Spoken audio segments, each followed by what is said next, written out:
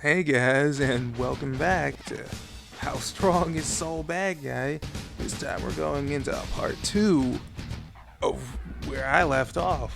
Way back. I got some new stuff to show you since Guilty Gear Strive came out. And I can say it's way more scarier than I thought originally from my old video. And now, getting into some of the new stuff, well, for the backyard, there was two really big major keys. He's into this pre-strive that even I overlooked. And these were very huge. When I mean huge, this is literally flipped the entire scaling meta from my previous video upside its own head. So try to keep up with me when I mention some of this new stuff, because it's definitely going to be a complete game changer to what was in the original. First thing I overlooked being that when the backyard was being described by Sol as it being something that conveys the information that defines the fundamental truth of this world. Little did I even know at the time that fundamentals also mean principles, and principles are the basis and foundation for every concept that exists or doesn't exist, which is really big since this pretty much grants power literally above the scope of conceptual manipulation, given that if there's no principles, there are no concepts. And then the second key that I pretty much overlooked was in the Guilty Gear Overture collection. In one of Daisuke's interviews, that I had to literally spend quite a few days in trying to translate it, but it was in question number 46 where Daisuke is pretty much like asked the question, and what is the backyard exactly, and is it a parallel world? And in his response, he pretty much says it's not to compare. Think of it as like the relationship between a game and a computer. The process of creating a game from a computer is done through a variety of factors. The end result of that game is the present world. There's no intentional intervening, and this world is formed spontaneously. Just as C has created living things, the computer's hardware is the potential of the backyard. Pretty much in like these scans up below, pretty much, re-mentions like all the stuff that was already mentioned before with Eno, but now in the context that Axel is also in this predicament, and to where they pretty much both have like some level of authority of the backyard. They're pretty much making them both backyard level threats. And this is even consistent in like the GG world pages. And now into the new big meat and potatoes being the universal will statement on, potentially transcending the concept of time, which is more bigger than what you would think, since the concept of numerical dimensions is a thing in Guilty Gear with the 12th dimensional flux observatory, which even in the literal story, it's literally even referenced. I mean, it's not completely by name, but definitely by heavy ass reference. And it's later on, in like the later end of the story. In the last chapter of Strive, and pretty much gives everyone on Earth freedom from pretty much this all limitations, and essentially grants her grants them like the same power that she has, which is like on some very insane levels of power bestowed. If they're pretty much getting like the same backyard level power that she's on, is fucking just nuts.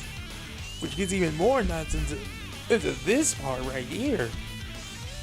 Pretty much in where the original pretty much talks about, you know, and how the world essentially has torn itself from its origin, and just from humanity's emotions, it's just affecting the backyard as a whole.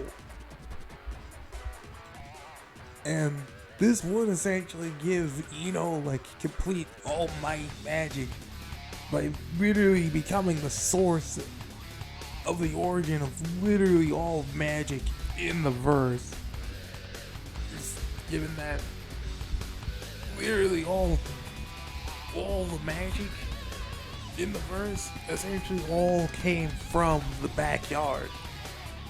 I bet you're probably wondering, C.justise, why haven't you been talking mostly about Sol, and why have you been talking mostly about Eno and Axel? Well, that's pretty obvious. Is Sol pretty much scales to them if you actually like saw the actual ending towards Guilty Gear Strive. And like, even after like losing like the flame of corruption, like Sol was, even still without a doubt, still was able to like put down a scrap, even though he got folded. It wasn't until like way until the later end where Sol pretty much like fully charged up like the outrage to actually finally put Eno down. Oh, and reminder, this is still like Sol just using like the outrage that pretty much had like just the fire seal and the flashing fang attached to it. So like this wasn't even like a complete full outrage. This was just an outrage with just 2 sacred treasure pieces that Sol pretty much modified. So here's pretty much like hoping for like somewhere in like the new story DLC that we finally get to see like the last 2 sacred treasures, and like the outrage finally be put together. But another important piece of trivia that you might actually want to know is that Guilty Gear Strive arcade mode actually takes place like somewhere post after Guilty Gear Strive story.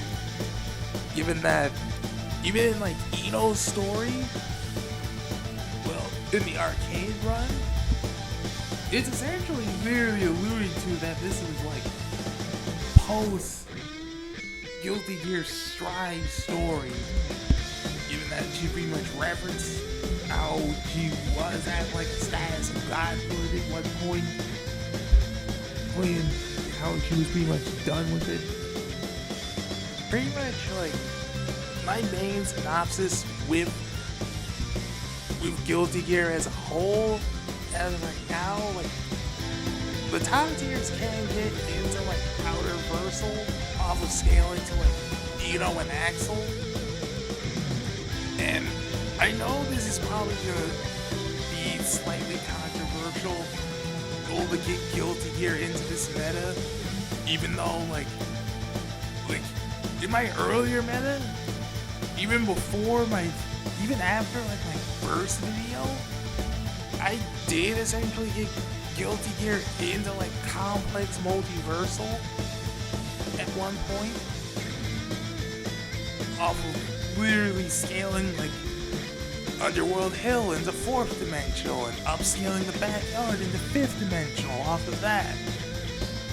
And the Dice Gate interview.